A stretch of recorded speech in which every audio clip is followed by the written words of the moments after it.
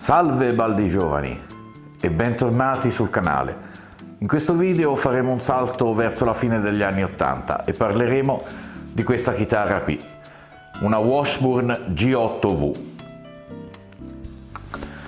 E prima di tutto, come sono venuto in possesso di questa chitarra che mi ha accompagnato per tanti anni?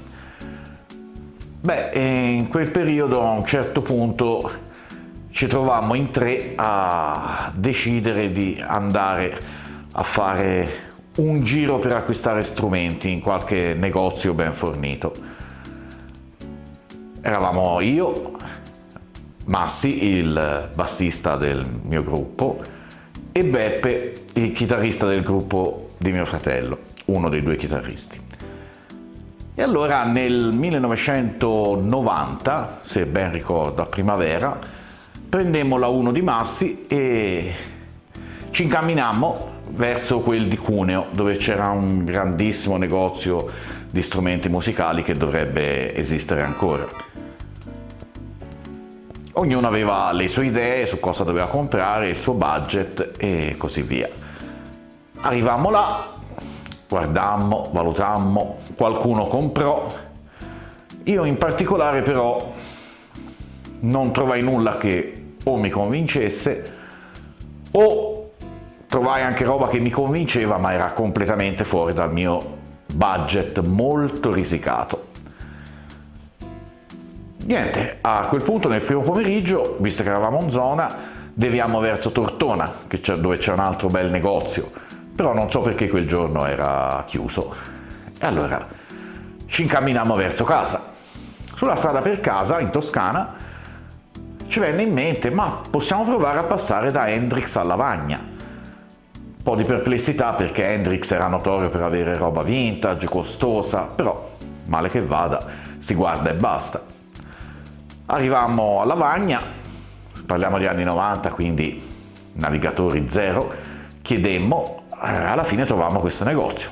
Parcheggiamo, entriamo, cominciamo a guardare e poi cominciamo a parlare con il proprietario, Alberto, e parlando: cosa suonate, cosa vi serve? Sì, se io cercavo una chitarra tipo una Strato perché la mia mi cominciava ad andare stretta, era una Hondo economica, e lui ci disse: guarda, potrei avere un oggetto adatto a te che mi è rientrato perché ho venduto in cambio, con conguaglio ovviamente, su una Strato americana, e mostrò questa ragazza qui. L'aveva presa poco tempo prima un giovane, però non ci si trovava, poi era andato là accompagnato dai genitori, conguagliando l'aveva data dentro per una Stratocaster americana.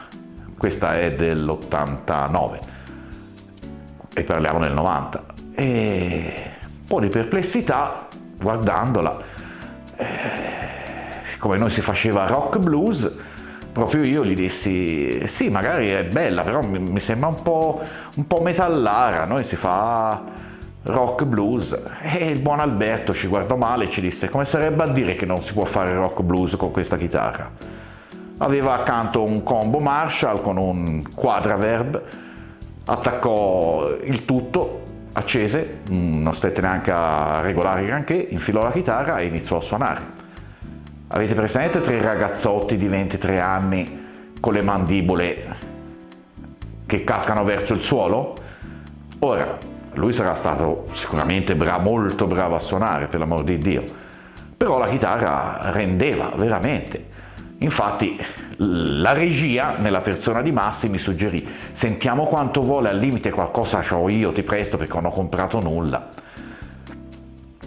Dopo neanche tanto lunga trattativa, ci accordammo per 640.000 lire.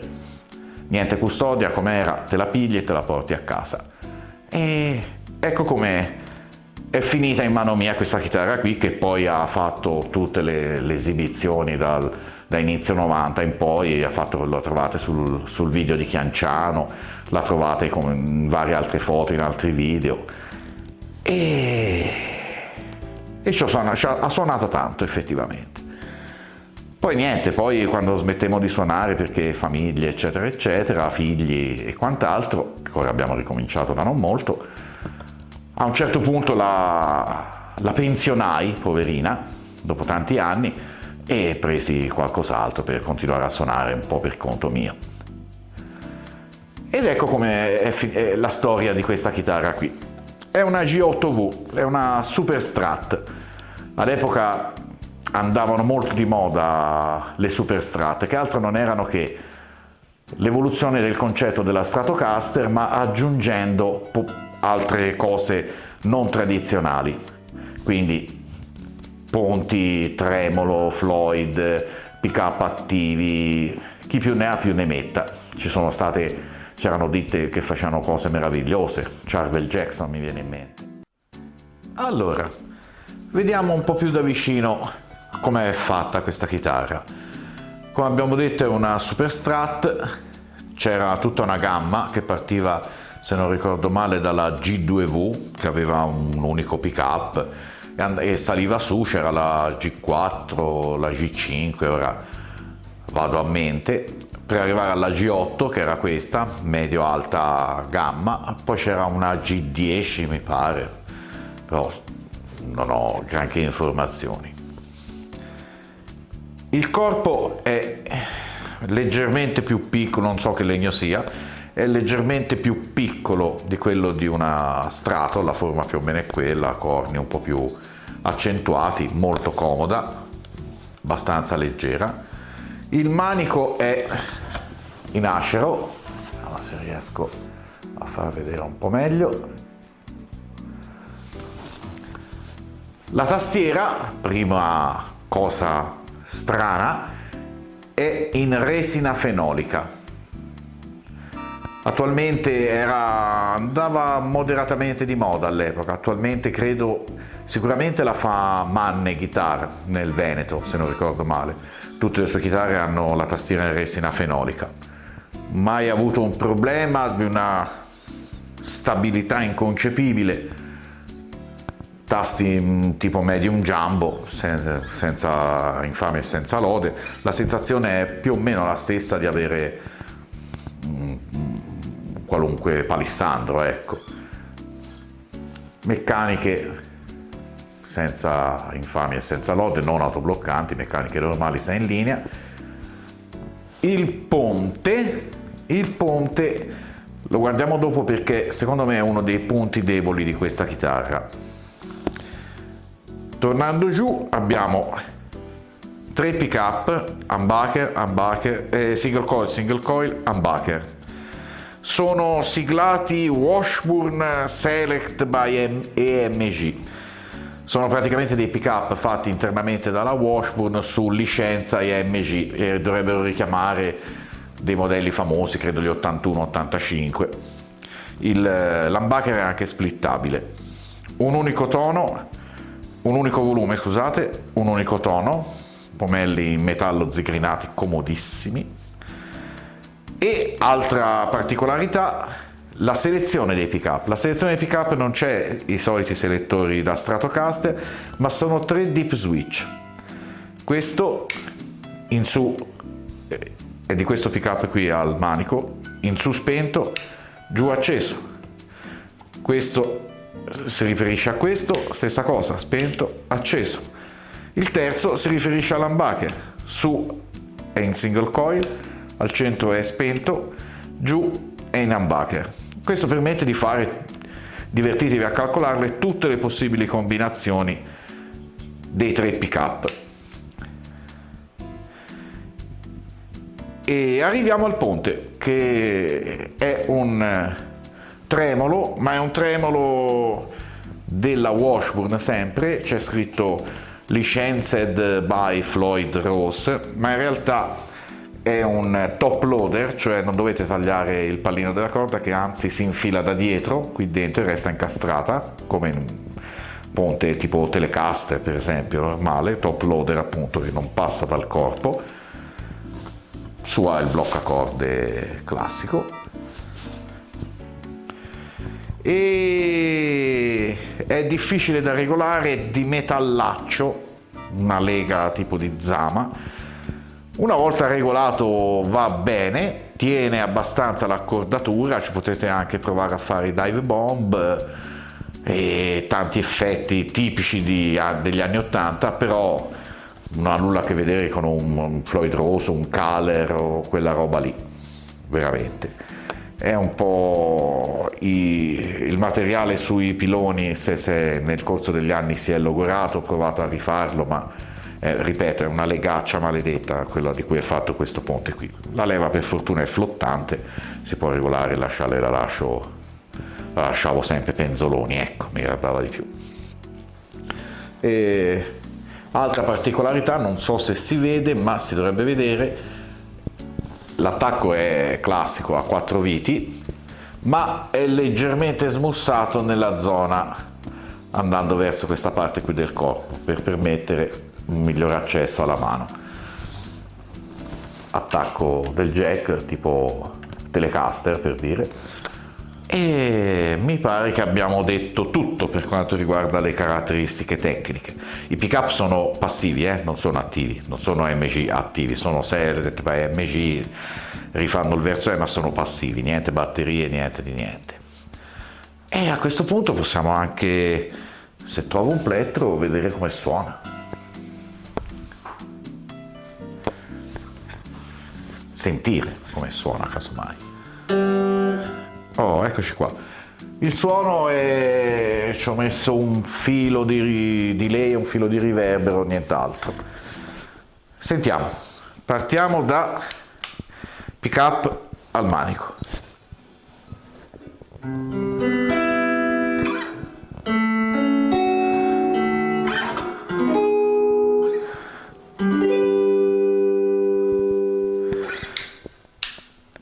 Pick up centrale.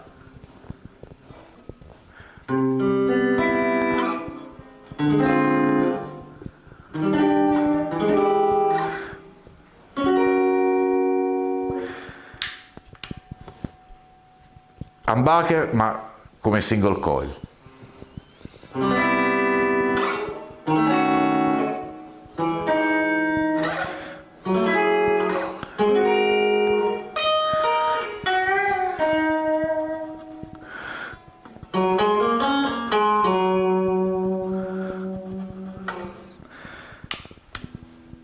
Humbucker.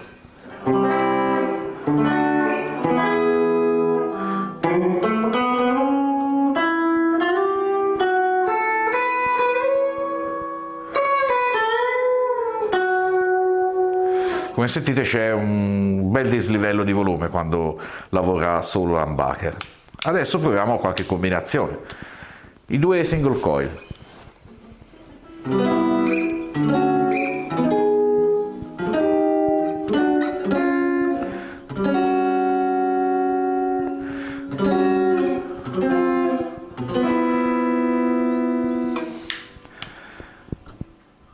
Manico e single coil al ponte.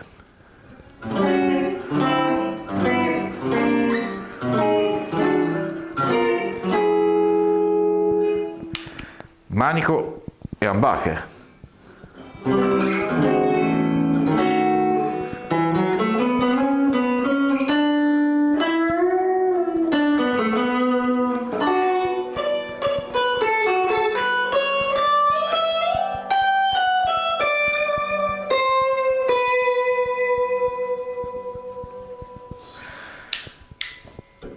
Centrale e single coil.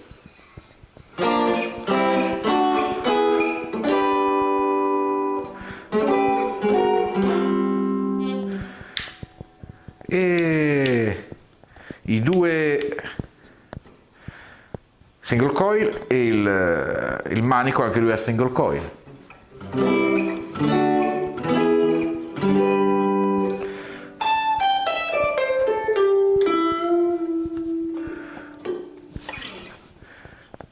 E tutti e 3 in giù, che significa attivo, cioè funzionante, humbucker.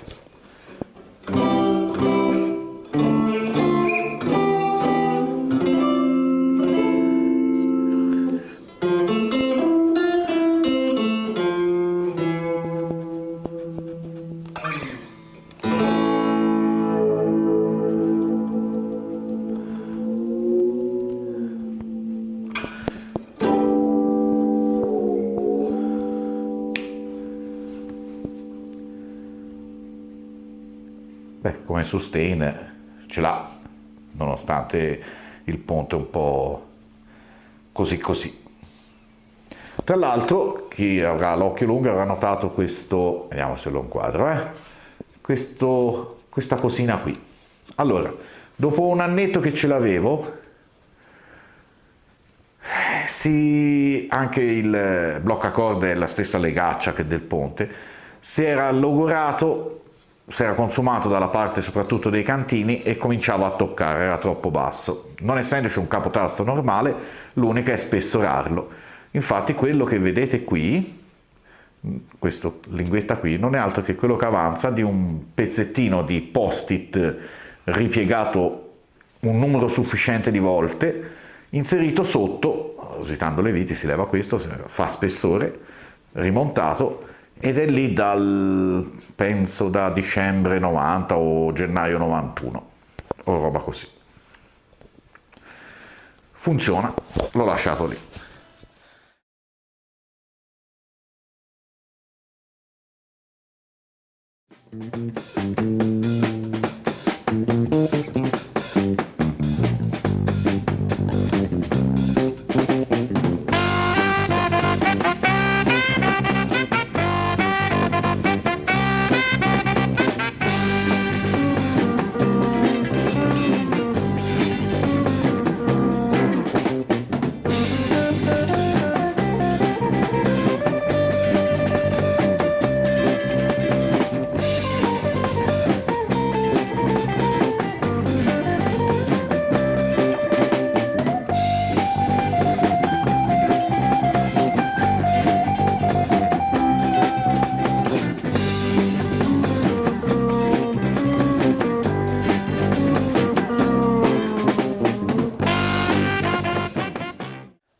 Alla fine della fiera, che dire,